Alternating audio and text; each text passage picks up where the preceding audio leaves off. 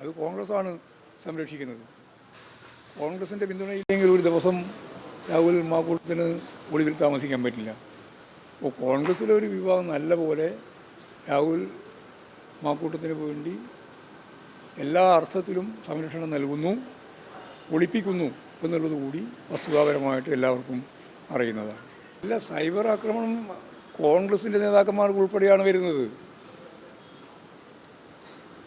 ഇവിടെ ഇടതുപക്ഷ ജനാധിപത്യ മുന്നണിയുടെ പ്രവർത്തകർക്കോ അതുപോലെ സഖാക്കൾക്കോ ഇതിനുമായിട്ട് മാത്രമല്ല, അതിജീവക്കെതിരായിട്ട് മാത്രമല്ല, എല്ലാവർക്കും എതിരായിട്ടുള്ള സൈബർ ആക്രമണം ഒരു ഗുണ്ടാ പടയാണ് അതിൻ്റെ പിന്നിൽ പ്രവർത്തിക്കുന്നത്. കേരളത്തിൽ കോൺഗ്രസിൻ്റെ നേതൃത്വത്തിലാണത് സംഘടിപ്പിക്കുന്നത്. വാർത്ത പുതുതായിട്ട് വന്നിട്ടുണ്ട്. അത് എല്ലാ തിരഞ്ഞെടുപ്പിലും വരാറുണ്ട്.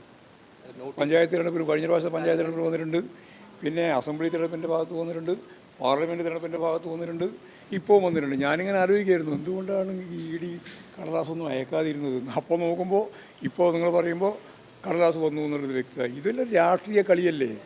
ഈ കളിയെല്ലാം കേരളം കൃത്യമായിട്ട് മനസ്സിലായില്ലേ? 1,00,000 കോടി രൂപയുടെ വികസന പ്രവർത്തനത്തിന് നേതൃത്വം കൊടുത്തതാണ് കിഫ്ബി.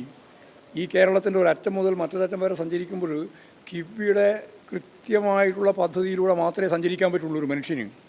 അതാണ് കിഫ്ബി.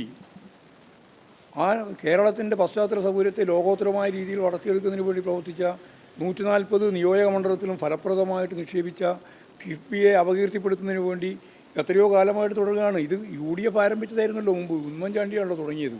അതിനെ ഭാവനാപൂർവ്വം ഉപയോഗിച്ചു എന്നുള്ളത് മാത്രമല്ലേ ഇടതുപക്ഷ ജനാധിപത്യ മുന്നണി ചെയ്ത തെറ്റ്.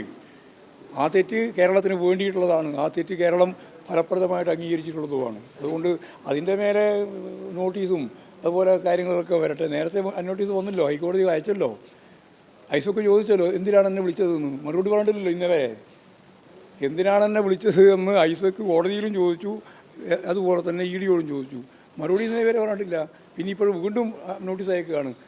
അദൃശ്യമായ ഏതോ ഒരു ഒന്നുമല്ല, BJPയുടെ രാഷ്ട്രീയ നിലപാടാണ്. ആ രാഷ്ട്രീയ നിലപാട് അടിസ്ഥാനപ്പെടുത്തിയിട്ട് കേരളത്തെ തകർക്കാനാണ്. ഇത് കേരളത്തോടുള്ള വെല്ലുവിളിയാണ്. മുഖ്യമന്ത്രിയോടും അതുപോലെ തന്നെ ഐസക്കിനോടുള്ള വെല്ലുവിളിയല്ല.